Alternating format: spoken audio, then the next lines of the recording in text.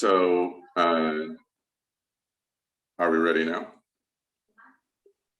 Anyway, I do think that these sessions are very important, that we as a community need to be able to interact with each other. And I want to acknowledge Gnat for making these sessions happen. It takes a lot of time, and it takes energy, and it takes some money to make it happen. So none of these things are actually truly free, but the sessions, these classes are all brought to everyone at no charge. So thanks, Gnat. And I also want to say good morning to the French Meadows Summer Camp friends and family members who are here today, because it's really, again, relevant that we communicate with each other on whatever basis we can.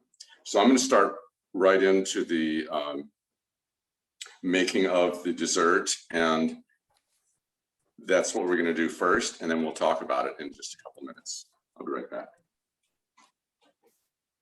So she's speaking to me.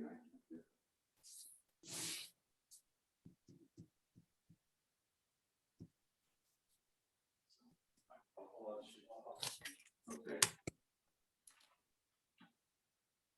So we're here at David Hegstad's house, where he has a nice kitchen with chickens walking past and all that. So we have everything ready to go. And I suggest a really important thing to do if you're baking is to put everything out in advance. So if you're cooking, it works well as well. When you have little containers of 10 ingredients already out on the front of you, in front of your workspace, then you can just pick it up and put it in at the time you need to integrate it into your recipe. So this is, I typically use small glass bowls or little wood bowls or whatever is available, whether I'm just cooking vegetables or grains or making dessert. Dessert's a little bit more technical than cooking soup, because if you mess up the ratios, it's going to really change the way things taste. So this is the only item that I have here today that is not already measured out. I have the brown rice puffs here in the bowl, and this is 5 cups of this product, which is available in the United States and Canada, and similar products are available all over the world. It's just plain puffed rice, organic, brown. Most rice puffs are white rice. These are brown rice. They say whole grain on them right at the top, and Rice Krispies are white rice. All those are made from white rice. So this product is very inexpensive relative to buying them in a box. Same product with any kind of sweetener here in the package. In addition to that, I am using mundane, organic, everyday cinnamon from Whole Foods. I get it from a wholesale supplier, but I put it in these small jars so I can manage it. This is a really fun product. This is a Lundberg organic brown rice syrup. This product has not been widely available for about 2 years. This is the new label. This is the old label, and they're shipping both labels. This label is the correct one. It says 21 ounces. This one is the same size jar, and it says 16 ounces. That was their old size. But these products are being sold next to each other on the shelf because they're mingling them together when they ship them. So this is organic brown rice syrup. This is a very sticky product. And so what I'm doing is heating up the product. I measured out the brown rice syrup.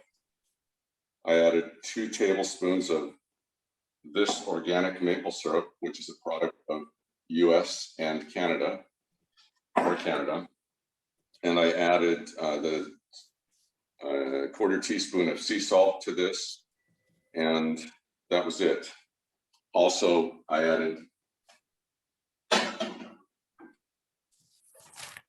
the sunflower seed butter, which is awesome for making this sticky without using very much fatty food.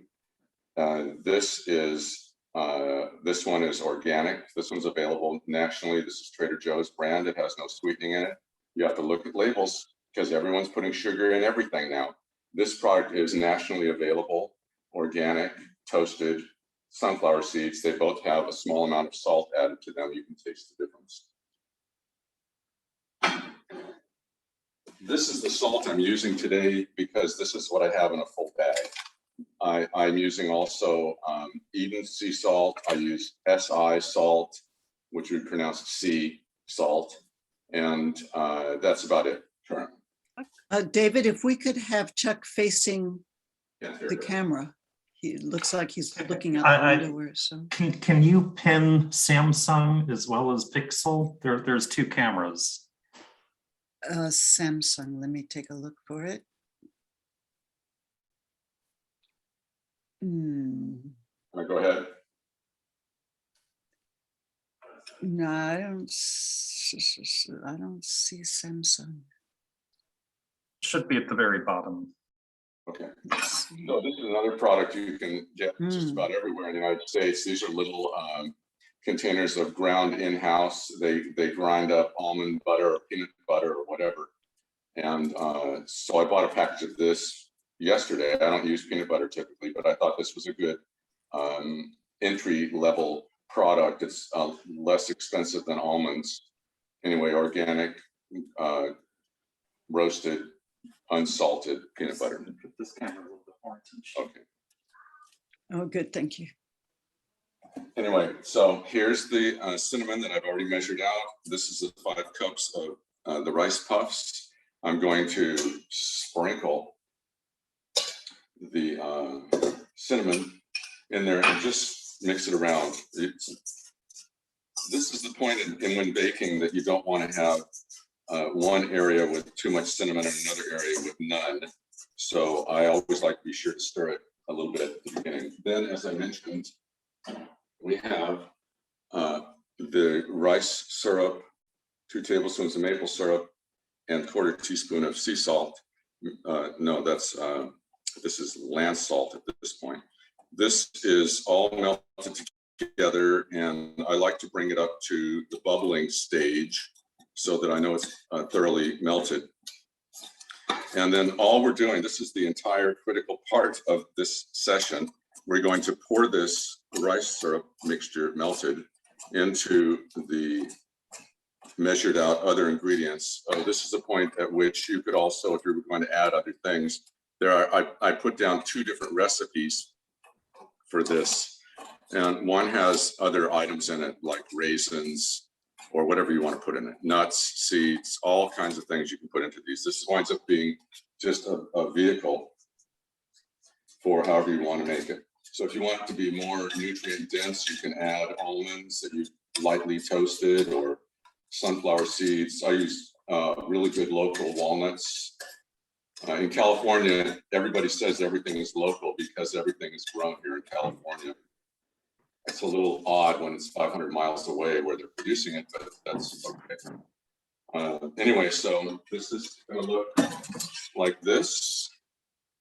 And all we're doing is stirring it together. This is the simplest class I could come up with. Ganat has been asking me for 2 years to do a class. And I said, I'll do this. And she said, you're not going to do baking? I said, no, that's like 3 hours. So all we're doing here is warming the ingredients. Chuck is a famous baker. The other You haven't ingredients are told Chuck. dry, room temperature, and mixing them well.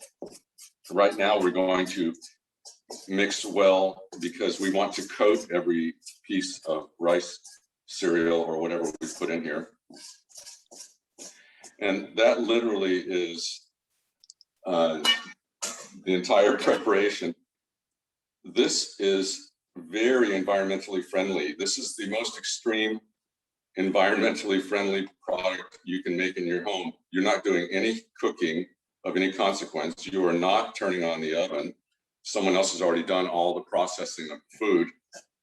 So all you're doing is mixing the ingredients together, and then we're going to put it in the refrigerator and it'll be ready from just setting, sitting, setting, setting. So this is what it looks like.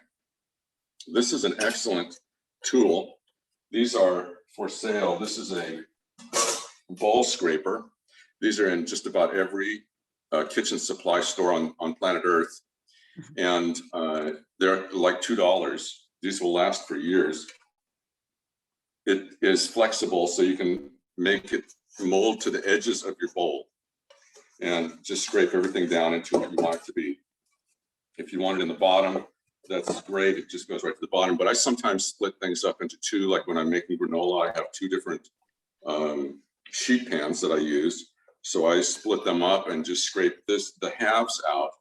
And that way I don't have to measure it. So from this point on, we're going to prepare the mix, and I have an 8-inch cake pan, or whatever you want to call this. This is an 8-inch by 8-inch Pyrex cake pan, and I put a little piece of wax paper. This is globally available. I tried to make this as inexpensive as possible. You do not have to order supplies from Asia to make this food. So if you're in the United States, you can go to any store and buy anything you want to buy. You can get these in aluminum. They're much cheaper than glass, but I just use this. They last forever.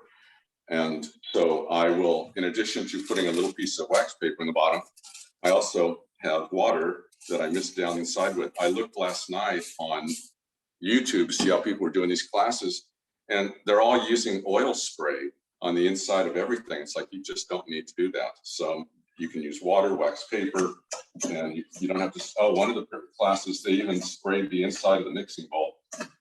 But with a scraper like this, you can completely scrape it clean, no problem. So I'm just going to scrape this out of here and put it right there in the cake pan.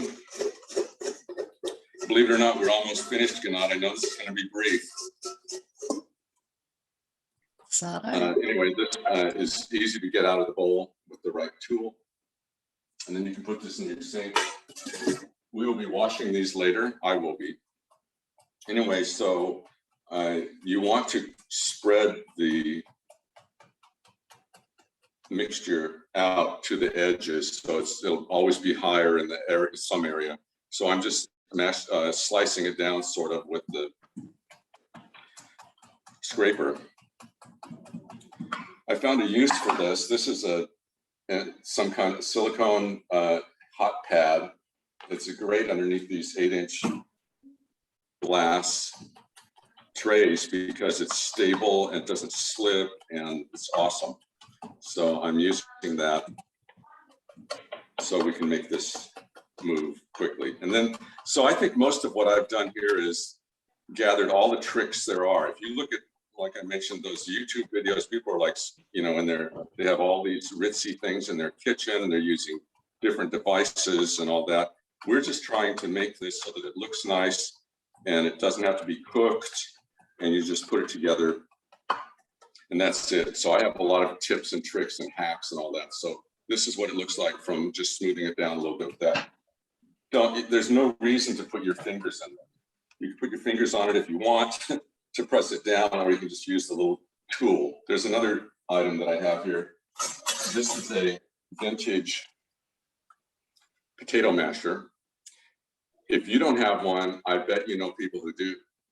Anyway, I use the bowl scraper and the potato masher, and I put them together and just start pressing it down. You want these to be, these treats are supposed to be pretty dense, so you can actually pick them up and take them with you wherever you're going. I would put them in a little baggie first, however, if you're going to take them with you.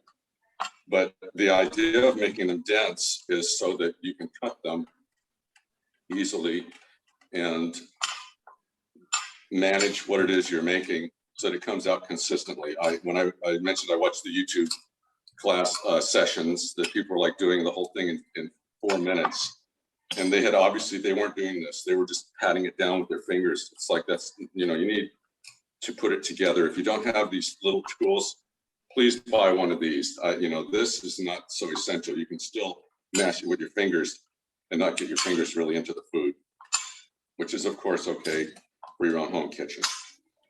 So that's that. So you can see the wax papers on the bottom. It'll be pretty easy to get this out. And what we do from here is wrap it up in a plastic bag, which I have. I'll do that in a minute. Okay, I have a plastic bag. So here it is finished. Looks like this. This is the same exact product. I made this last night. The only difference is I added raisins and I altered the recipe slightly. So you can take a look at the recipe and online and see what the differences are. So this bag fits perfectly with the cake pan, and it is just, I fold it over, it looks like this. I put a couple rubber bands on it, which are a widely available item.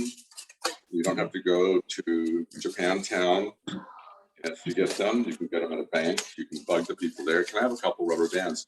So it looks like this, and all you're going to do with this to prepare it is put it in the refrigerator. I typically sample what I'm making while I'm making it just before I put it into the bowl, but in this case, I'm not doing that. This is going to come out very much the same as the one that I'm going to show you right now. So this one, this is the most complicated part of the class, and that is slicing up the cake. Let's call it cake because we're using a cake pan. I lost the knife. Okay, well, anyway, I lost the knife. Let me find another one. You can use any knife to cut these with. I use a short paring knife, which is only about 5 inches long. That's great, thank you. David Hegstad has put the program together today, and he just brought me another knife. This is a fancy one. Anyway, so all we're gonna do is slice this is, I dip it in a little bit of water so the blade is wet. And then just imagine you want to cut it into about a 2 by 2. So I just put the knife blade down. Oh, it's a really nice sharp knife. And cut through it.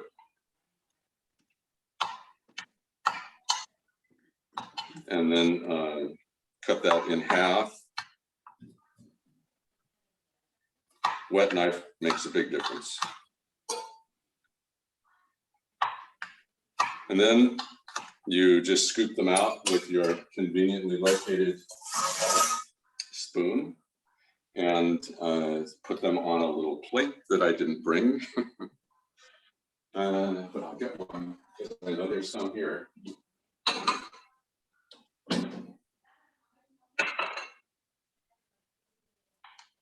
I never make them into this size. These are like large, extra large for a class. I also cut all these ahead of time so I could get them out easily, as you might have noticed. So there they are. The class is completed. Voila. Are there any questions? Let me see. Are you eating them now? Oh, I like to do this. I forgot. Oh, the bouquets. Oh, it's so beautiful. And then I'll put it in my mouth and I'll smile and just like go, oh, this is the best I've ever eaten. So anyway, this is something that I suggest you make at home and enjoy it.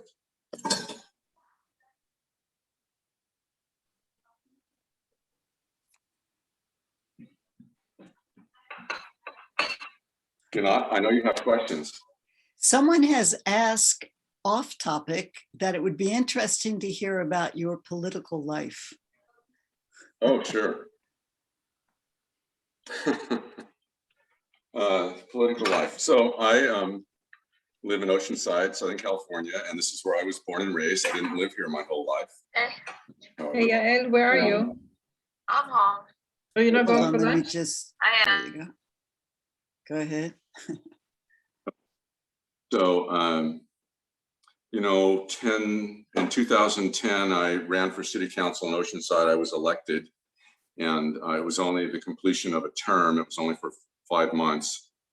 I had to run for a campaign again, and I lost the re-election campaign. And then 4 years later, I ran again and won. And so I was on city council here in Oceanside for 4 years. The mayor appoints who he wants to, or who she wants to be deputy mayor. So the mayor appointed me deputy mayor, and then he started having a series of strokes and was fully incapacitated. So I became the mayor, and I had to do all the work that I was doing as a full-time council member, in addition to being the mayor. So my hair is still here. So that's a good sign that it worked out okay, but very stressful. And I really enjoyed doing the job where I had to do a lot of research. I was on a lot of high-powered boards that have, $50 million a year and $1.2 billion a year budgets. They were about transportation primarily, because that's where I have a lot of interest. And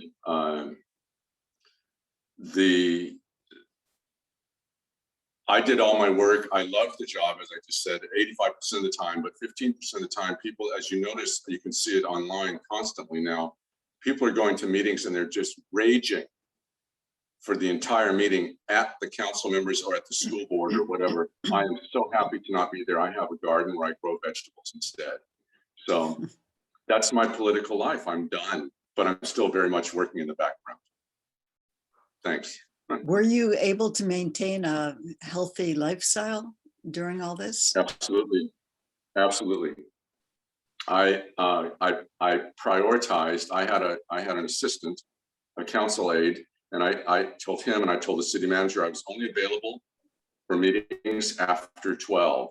So what I would do in the mornings 4 to 6 days a week was I would have yoga classes that I would attend, and I would have, breakfast after that, and then I'd go to the office in a suit or whatever. And I was able to go to a lot of meetings, and still I wouldn't eat at the meetings. So I'd say, yeah, I can't eat. I have allergy, which is a great rationalization. And I didn't want to have a heart attack. All my peers were having heart attacks and strokes and knee operations and everything else. And so I just took a little bit of time to myself all the time, and that really helped stabilize it. I cannot accommodate being browbeaten constantly. There's this term that I like to use. It's a zero tolerance. I have zero tolerance for abuse, coming or going. The chickens are making some noise out there. We should bring them in. Anyway, really good question. Did you let other people know your lifestyle, yoga and food? No, staff knew about it because I was telling them all the time that I couldn't, whatever. But when we had meetings with big meetings, like public meetings that were broadcast on local cable access channel in Oceanside, people would come to the meetings and they would be proposing locations for new Wiener Schnitzels and new Starbucks. And my favorite one was, when I was chairing the meeting, was for In-N-Out Burger. They have since built this location in Oceanside, and it came to my turn to speak. And I said, I do support this because people want this kind of product, and I will never eat there. And however, I will vote in favor of this because it's what the community wants and needs. And the company representatives said, we appreciate that, and we understand you may not want to eat our products, and we're mostly interested in your approval at this time. So haven't eaten their products, sorry. So yeah, it was easy to tell people I have allergies, because a lot of people have family members with allergies, or they have them on their own. So yeah, in a way, I didn't go too crazy. I would ride my bicycle. What's that? In a way, you could call it allergy. If you eat something and it gives you a reaction. Yeah. Yes.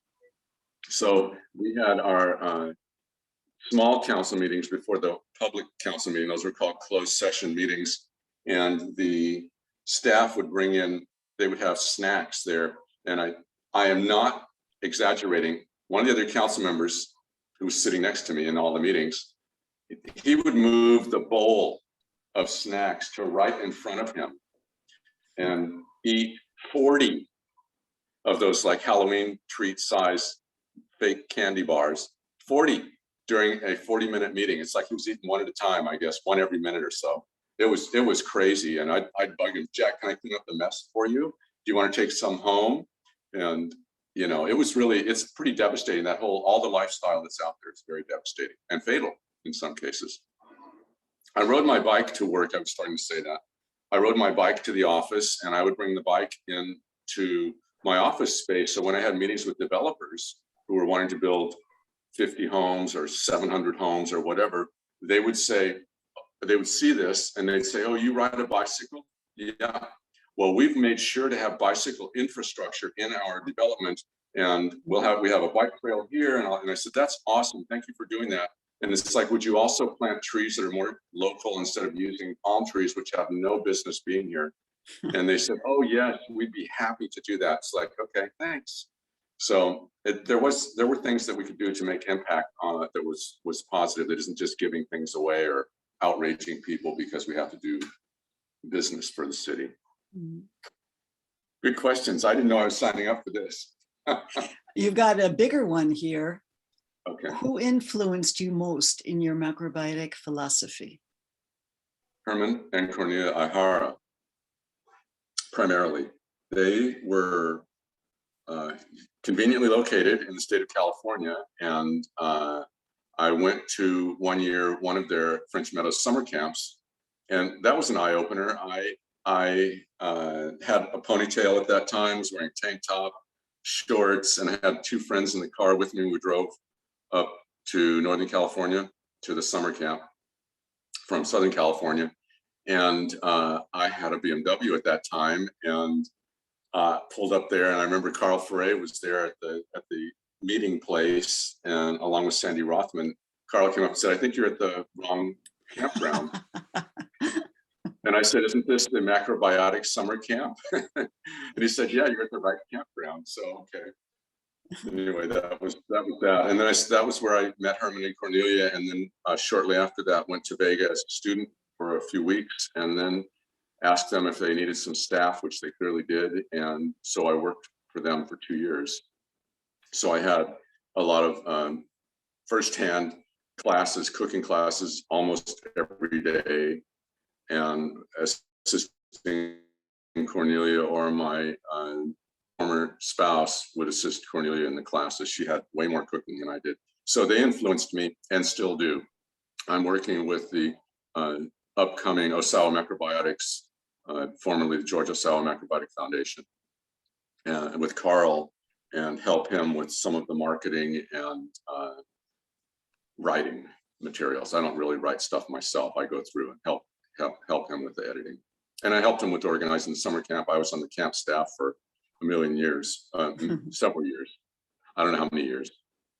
Anyway, that was a good job. That's where I met Gnat and Bill. Is French Meadows still continuing in some form? Not at all. So the physical camp is there. It's run by the government, U.S. government, but there's no summer camp.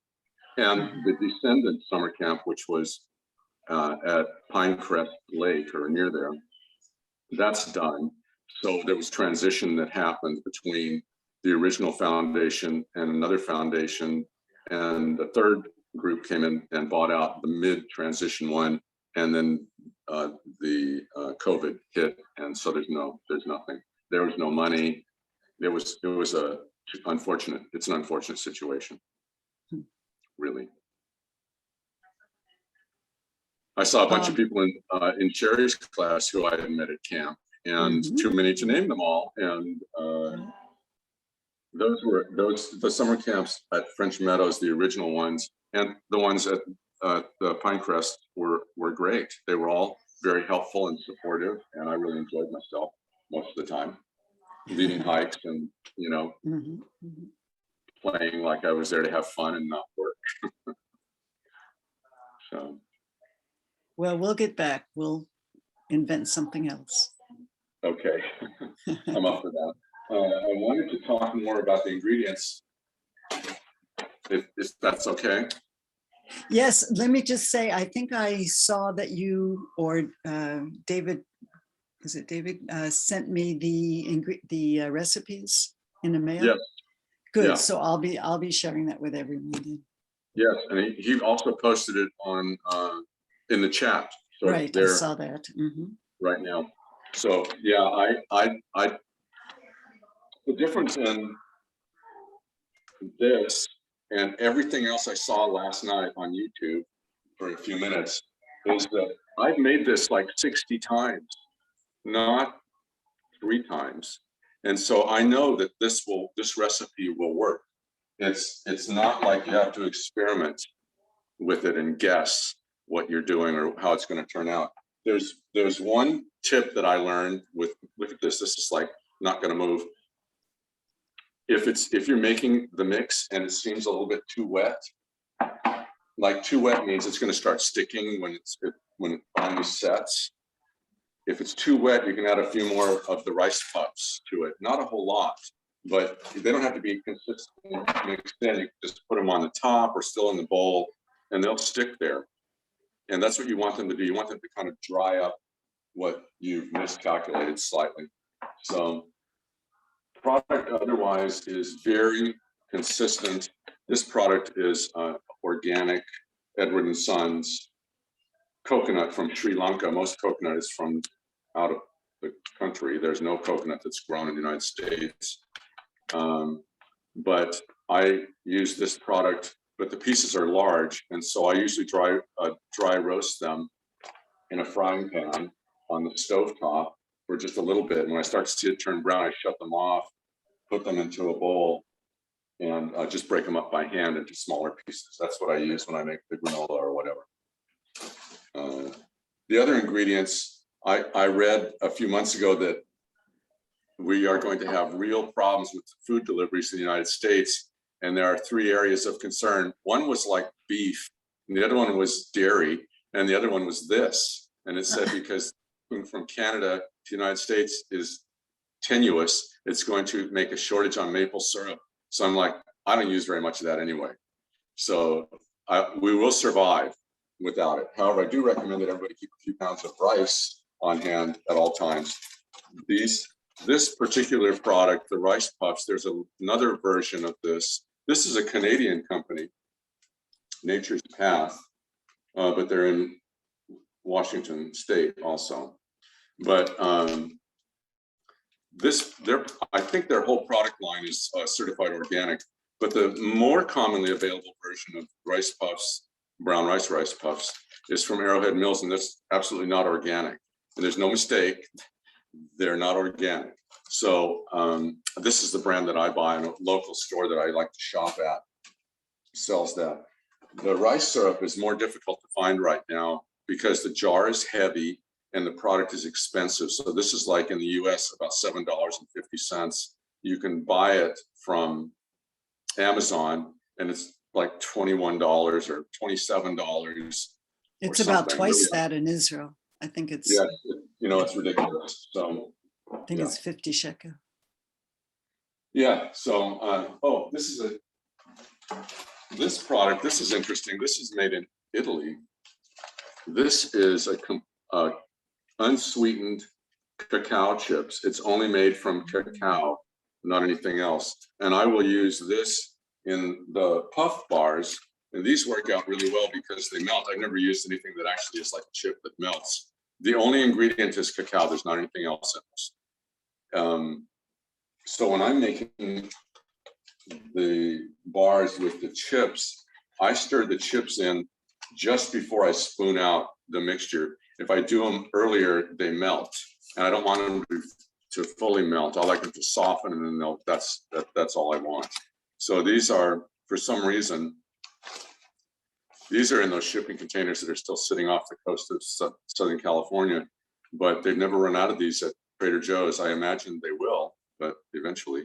So I don't use these very much, but these are like, this is snack food. This isn't like everyday food. I'm not going to be using this stuff every day. So I think it's probably okay to have good quality snacks. And when I was working in the kitchen with Bill Prather, we were both working with Patrick as the chef.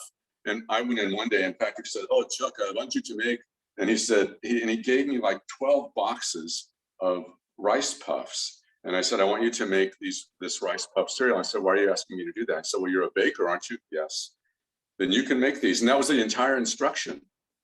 So I said, "Okay, what do you want me to put in it?" He said, "Oh, we've got the almond butter or whatever, peanut butter, and rice syrup. That's it. Okay, I'll do that. So I made like just a massive amount. We didn't use these little tiny things. We were using like humongous sheet pans. I loved working in that kitchen. Another time I went in there and Patrick said, we are making today some kind of salsa. And I was like, salsa? I don't know how to make salsa. And he brought over really 4 boxes of tomatoes and set them down on the work table and said, just cut these into small pieces. And I was like, 4 boxes. That was like 20 pounds a box. And so I started cutting them, and I had a little gone missing paring knife, but I brought my own knives with me to camp. And so I would like take the little knife and cut the little stem end off of the tomato. And then I'd start slicing them. And I was slicing them for 3 hours. You know, you probably had some of that sauce when you were there. It was Delicious. so good. I couldn't believe it. The next day it was like gazpacho soup. It was amazing. It was like, just leave me alone. I'll do what you want me to do. So. My friend Dory is asking, and a few others, if you could use parchment paper rather than waxed paper. Yes. Parchment paper is a specialized paper. It has some kind of material on it. There's one here, I saw it. Parchment paper is non-stick baking material, and I'm pretty sure it's not just paper. We used to buy this at the bakery, and I stopped using it when I found out it was not this product. It was totally saturated with chemicals. So I don't know about this. I don't see anything on it as far as ingredients are concerned. It would work just fine, actually. I just use the wax paper because this is a globally available, inexpensive product, and this is a little bit more specialized parchment paper. It comes also in sheets. The sheets were really toxic. That's what I was using at the bakery for about a month.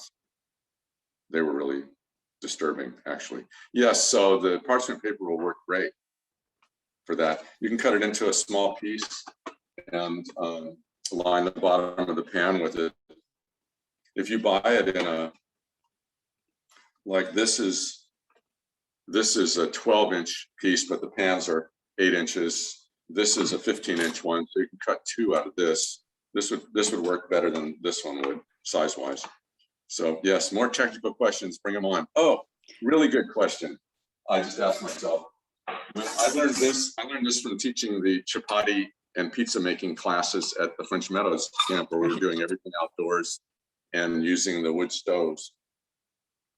And we had multiple measuring cups there. And any measuring cup that's from a different brand is not going to be exactly the same as the one you might be using. So what we would do in the kitchen area was I would take all the measuring cups and hide them except for what we were using, because people would come up with other ones and say, I found this one. No, that's not, we can't use that. And so we were making dough and by hand in these bowls. And then we'd measure it out with one of these measuring cups, and we could make 3 little balls or 2 out of one of these measuring cups. If you went to a different size, everything changed. So when you're making a recipe where size matters, I think it's important to use a consistent measuring device. I think the large Pyrex cups are a little bit unwieldy, even though they have little tiny markings on them. It's better to use a 1 cup and a 1/2 cup or a 1/4 cup, all from the same series. And I have checked the measurements on these with other ones, and everyone else must have a different concept of what 8 ounces is. So these have been really consistent. I really like, these are like a yard sale. So is everything else I've got here, except for the ingredients. Oh, parchment paper, yes. What else you got? Also silicone sheets as a Wow, those are lining. really bad. Oh yeah, silicone sheets. Silicone's pretty stable. That's what this is.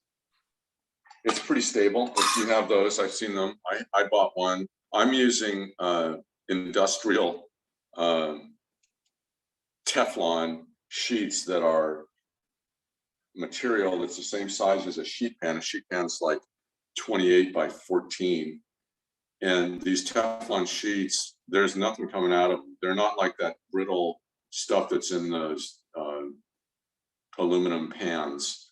It's as flexible as this. And I use those typically to line the bottoms of things I'm baking in.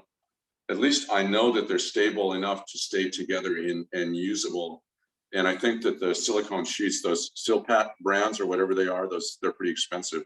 Those will work great, but I don't think you need to use that with this kind of use. Maybe for real baking, yes, cookies, stuff like that. Then there is some discussion about glycemic index and how a diabetic would respond or react to this dessert. Wow. Well, you can make it without sweetener. Well, it wouldn't stick together. The rice, it'll stick together with the nut butter. So just nut butter and puffed grains and whatever else you put in there. Yeah. It wouldn't set up though. It will. If it doesn't, add arrowroot powder to it. That'll make it stiff. I'll Or try anything. it. Oat flour. I guess you'd probably wind up putting oat flour in it or something like that. Or if you Rolled don't oats want would flour, work. the arrowroots sounds good. Yeah, arrowroot has a slightly alkaline taste, and rolled oats will taste like, if you take rolled oats and put them in a blender or a Cuisinart or a Vitamix, for a few seconds, you can make that into very small rolled oats, and that would work well in with these to give it some density. And it's already rigid, so that'd be an experiment, not using a sweetener. That'd be a different thing then. Be like more like a cracker you're kind of after. Right. It would have to be refrigerated though. So, you know, nut butters get pretty solid. Peanut butter, I don't know about that. We're having a drawing at the end of the class for this container of peanut butter, since it just Well, turned in. that would be now. Okay. No other Let me see if questions? there's any other questions? No one seems to ever talk about phytic acid considerations in using oats. No. Oats. Well, change grains, make millet. Using aquafaba for desserts. I made some. Good luck with that. A highly variable ingredient. Highly variable. If you're making that, I think it's a great idea, and I've read extensively about it. If you're making something like that, you have to be really consistent with the quality of what you're using. Like if you're using you can get it out of the can. If you're using it out of the cans of chickpeas, garbanzos, that, you know, you'd want to use a consistent brand, because the first recipe, the first time you use it, it is not going to work. So don't make it for a special dinner until you've made it several times. It's an iffy ingredient. It's because it's so variable. Yes. I like the idea though. Do you have a go-to cookbook? Yes, believe it or not, Christina Perello's cookbook. Which one? The one with the hat? God, what's it called? The Macrobiotic Cooking from Christina Perello. I don't know what The her title first is. one, the big thick Yeah. one, yeah. The first thick one. There is a revised edition of the first one that's available, but that one is available for used for $2 on Amazon. $2. I looked a couple weeks ago because someone asked me what my go-to cookbook was, and that's the one used, and it's on Amazon. They got plenty of them. They charge $3.99 for shipping, so it's a $6 cookbook, or you can buy the new one for $25. That is the cookbook. That's a great book, yeah. Yeah, I have a lot of cookbooks, but that one's literally on the top of the pile, closest to the kitchen. And it's messy. I use it as a reference because she's got all these things, the brown rice with cauliflower, the millet with cauliflower. I wanted yesterday. I used it yesterday to That's cook. right, cooking the whole foods way. That's right. Is that it? Yeah, With her on the cover? with a big hat. I think Gretchen just wrote. Well, thick book. Yeah. Anyway, I bought a variety of winter squash yesterday at the farmer's market that I hadn't seen before. and I cooked it yesterday with millet, and I toasted. I keep dry roasted millet that I make the dry roasting and put it in a quart jar or whatever and keep that in the cupboard. So anytime I get a cauliflower or a squash, I can cook millet and have that along with it. So yesterday I wanted to cook the millet with the squash, and I needed to know what the ratio was of liquid. So I ran over to her book and couldn't find it. So then I went to Evelyn Cushy's Macrobiotic cooking book, and she had the more basic recipe. And that's what I needed: 3 cups of water to 1 cup of millet. That's right. And I put a whole squash in there. It was 3.5 cups of squash dry. It was insane. Came out really good. Anyway, that's what I made yesterday. It Sounds made like- 4 quarts. I have so much food. It's I just was crazy. gonna say, My friends love me. It's like, yeah, I give them because I don't want to eat all these, like, but I'm giving away half of this one and half of the other one to David and his family because they were trying to host me here today. well, Please Any read last ingredients on questions? packages.